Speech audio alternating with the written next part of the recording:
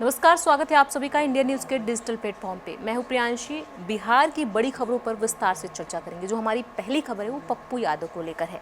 जी हां, कांग्रेस में शामिल नहीं हो पा रहे हैं पप्पू यादव। बिहार की पूर्णिया लोकसभा सीट पर इस बार राज्य का सबसे रोमांचक चुनावी मुकाबला निर्दलीय जीतकर छठी बार संसद पहुंचे राजेश रंजन उर्फ पप्पू यादव अजीब पसोपेश में है। लोकसभा चुनाव से पहले अपनी पार्टी जाप का कांग्रेस में विलय कर चुके पप्पू यादव खुलकर प्रियंका गांधी और राहुल गांधी के साथ बात तो कर रहे हैं, लेकिन कांग्रेस में शामिल नहीं हो पा रहे हैं। जाप के विलय के बाद उन्होंने कांग्रेस की सदस्यता नहीं ली थी। पप्पू को उम्मीद थी कि 2019 की तरह 2024 में भी कांग्रेस को पूर्णिया सीट मिलेगी और उसको टिकट मिल जाएगा, लेकिन लालू और तेजस्वी यादव ने लंगड़ी मार दी। आरजेडी ने जेडीयू से बुलाकर रुपौली की विधायक बीमा भारती को टिकट दे दिया, जिनकी पप्पू ने जमानत जब्त करा दी। पप्पू ने जेडीयू के 2 बार के सांसद संतोष कुशवाहा को 23,847 वोटों के अंतर से हराया है। सोशल मीडिया पर लोग पप्पू यादव में बिहार कांग्रेस अध्यक्ष खोजने लगे हैं, जिस पद पर इस समय आरजेडी में लालू यादव के वफादार रहे अखिलेश प्रसाद सिंह विराजमान हैं। पप्पू ने सोमवार को दिल्ली में मीडिया से बातचीत में कहा, हम कांग्रेस अभी हैं ही, अभी तक तो निकाला नहीं गया है, हम निर्दलीय हैं, जो होगा जब होगा तब देखा जाएगा, अभी कोई बातचीत नहीं हुई है। हमारे नेता प्रियंका गांधी और राहुल गांधी का आशीर्वाद और भरोसा मेरे साथ है, जब दोनों से मुलाकात होगी फिर बताएंगे। ये जो बातें वो पप्पू यादव ने कही है। असल में पप्पू यादव और कांग्रेस के बीच में दल बदल विरोधी कानून एंटी डिफेक्शन लॉ की दीवार खड़ी हो गई है। इस कानून के मुताबिक कोई निर्दलीय लोकसभा या फिर विधानसभा का चुनाव जीतने के बाद किसी पार्टी की सदस्यता लेता है तो उसकी सांसदी या विधायकी खत्म हो जाएगी। पप्पू यादव इसी पेशोपेश में है, जिसका समाधान वो राहुल और प्रियंका से मुलाकात के बाद हासिल कर लेंगे। माना जा रहा है कि पप्पू यादव कांग्रेस में शामिल नहीं होंगे और बतौर निर्दलीय सांसद कांग्रेस और इंडिया गठबंधन के बाकी सांसदों के साथ सदन में स्टैंड लेंगे। इस बार लोकसभा में एक एक सीट का कितना महत्व है, इसे इस बात से समझा जा सकता है कि जिन धर्मेंद्र प्रधान का ओडिशा में सीएम बनना तय था, उनको सीएम बनाने का विचार भाजपा ने त्याग दिया है। प्रधान की लोकसभा सीट भाजपा खाली करने का रिस्क नहीं उठाना चाहती। प्रधान को एक बार फिर मोदी सरकार में कैबिनेट मंत्री बनाया गया है। उपचुनाव में क्या नतीजा होगा इसका भरोसा नहीं है। ऐसे में मामूली अंतर से जीते पप्पू यादव कांग्रेस में शामिल होने के चक्कर में पूर्णिया से अभी दोबारा चुनाव लड़ने का रिस्क नहीं लेंगे और बतौर निर्दलीय सांसद अपने दिल की बात करते रहेंगे। बता दें कि पप्पू यादव की पत्नी रंजीता रंजन कांग्रेस की राष्ट्रीय सचिव और हिमाचल प्रदेश की प्रभारी हैं। सहरसा और सुपौल से क्रमशः लोजपा और कांग्रेस के टिकट पर 2 बार लोकसभा पहुंच चुकी रंजीत रंजन इस समय छत्तीसगढ़ से राज्यसभा सांसद है। पप्पू की कांग्रेस से नजदीकी की एक वजह उनकी पत्नी भी है। पप्पू यादव पूर्णिया से कुल 4 बार सांसद रहे हैं, जिनमें पहली बार समेत 3 बार निर्दलीय ही जीते हैं। 2 बार पप्पू यादव मधेपुरा से आरजेडी के टिकट पर सांसद बने हैं। लालू चाहते थे कि पप्पू इस बार भी मधेपुरा से लड़े, लेकिन वो अपनी पुरानी सीट पूर्णिया को मां बताकर वहीं से लड़ने पर आमादा थे। पप्पू ने कहा था कि पूर्णिया से अब उनकी लाश ही निकलेगी। चलिए अब रुक करते हैं दूसरी खबर का। लालू प्रसाद यादव के जन्मदिन पर बिहार में धूम मचने वाला है। जी हां, इंडिया गठबंधन के साथ राजद ने इस लोकसभा चुनाव में बिहार से 9 सीटें अपने नाम की है। इस जीत की खुशी में एक और खुशी जुड़ गई है। राष्ट्रीय जनता दल के अध्यक्ष लालू प्रसाद का कल यानी 11 जून को 77वां जन्मदिन है। उत्साहित कार्यकर्ताओं ने लालू के जन्मदिन को बिहार के सभी जिलों में मनाए जाने की खुशी प्रकट की है। इंडिया गठबंधन की जीत के बाद कार्यकर्ताओं में खास उत्साह देखा जा रहा है। इसी के साथ कार्यकर्ताओं ने लालू के जन्मदिन को राज्य के सभी जिलों में मनाने की बात रखी है। जिला प्रखंड स्तर पर जन्मदिन को और बड़े स्तर पर मनाने की बात कही है। लालू की लोकप्रियता देश विदेश तक रही है। अक्सर वो अपने विरोधियों को अपने खास देशी अंदाज में जवाब देते नजर आते हैं। लालू का जन्म बिहार के गोपालगंज के फुलवरिया गांव में हुआ था। लालू का बचपन अभाव के कारण संघर्षों में बीता है।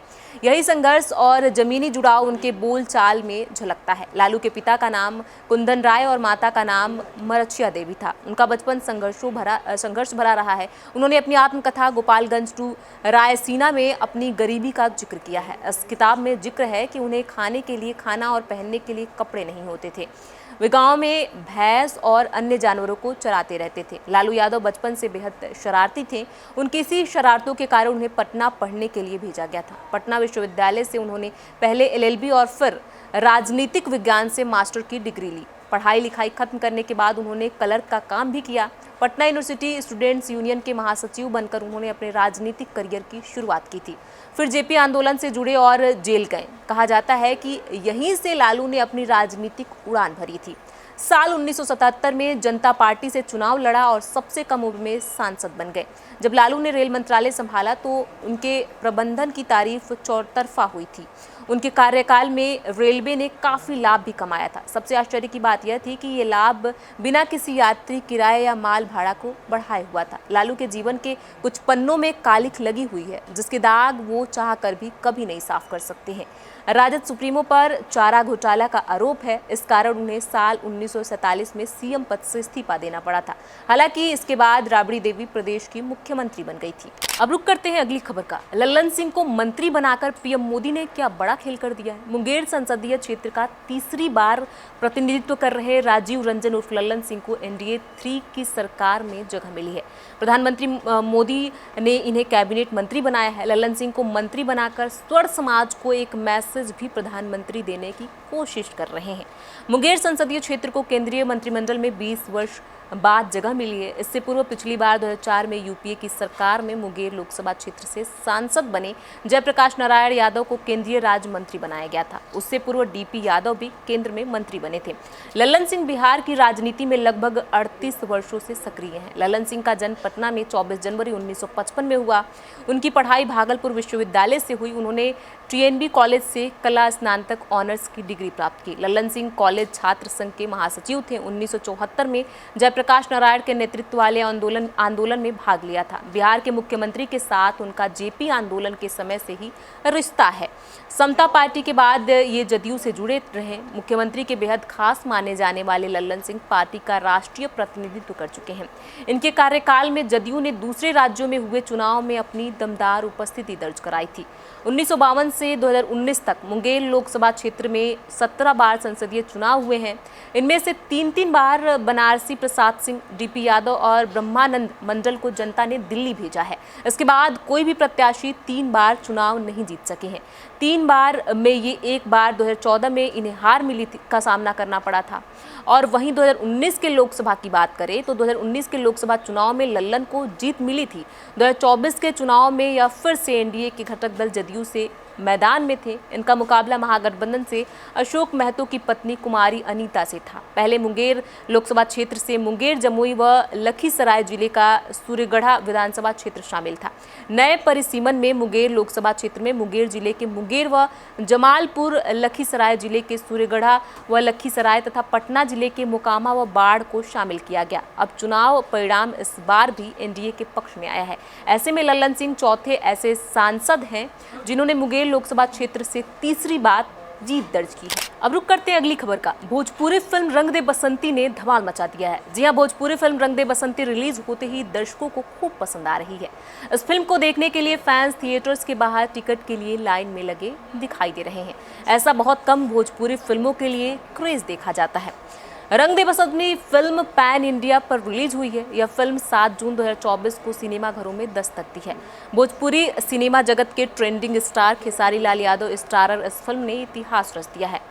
भोजपुरी फिल्म रंग दे बसंती को देश भर में 250 से अधिक थिएटर्स में रिलीज किया गया है। इस फिल्म को हिंदी फिल्म की तरह ओरिजिनल भोजपुरी भाषा में ही रिलीज किया गया है। ऐसा करने वाली यह भोजपुरी सिनेमा इंडस्ट्री की पहली फिल्म भी बन गई है। जी हाँ, इससे पहले जब कोई भोजपुरी फिल्म दूसरे राज्य में रिलीज होती थी तो वहीं की लोकल भाषा में डब किया जाता था। फिल्म रंग दे बसंती को मल्टीप्लेक्स से लेकर सिंगल थिएटर तक हर जगह रिलीज किया गया है। इस मूवी के निर्माता रोशन सिंह और शाह निर्माता शर्मिला आर सिंह ने बड़े पैमाने पर रिलीज कर इतिहास कायम किया है। सबसे बड़ी बात यह है कि भोजपुरी फिल्म जिस सिनेमाघरों में नहीं लगती थी वहां भी दर्शकों की मांग पर इसे लगाया गया है।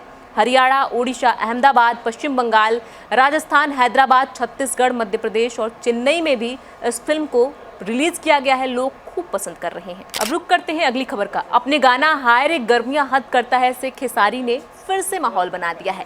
जी हां, भोजपुरी गाना हाय रे गर्मियां को खूब सुना जा रहा है। खेसारी लाल यादव का ये गाना म्यूजिक ट्रेंडिंग यूट्यूब पर खूब ट्रेंड कर रहा है। आपको बता दें, अभी तक ये गाना जो है तीसरे नंबर पर ट्रेंड कर रहा है। इस गाने को खेसारी लाल यादव ने गाया है। हाय रे गर्मियां हद करता है गाने को अखिलेश कश्यप ने लिखा है, जबकि म्यूजिक जो है वो आर एस शर्मा ने दिया है। वहीं इस गाने को कंपोज आदर्श सिंह ने किया है। इस गाने को खेसारी म्यूजिक वर्ल्ड के यूट्यूब चैनल पर रिलीज किया गया है। इसे 31 मई 2024 को यूट्यूब पर अपलोड भी किया गया है।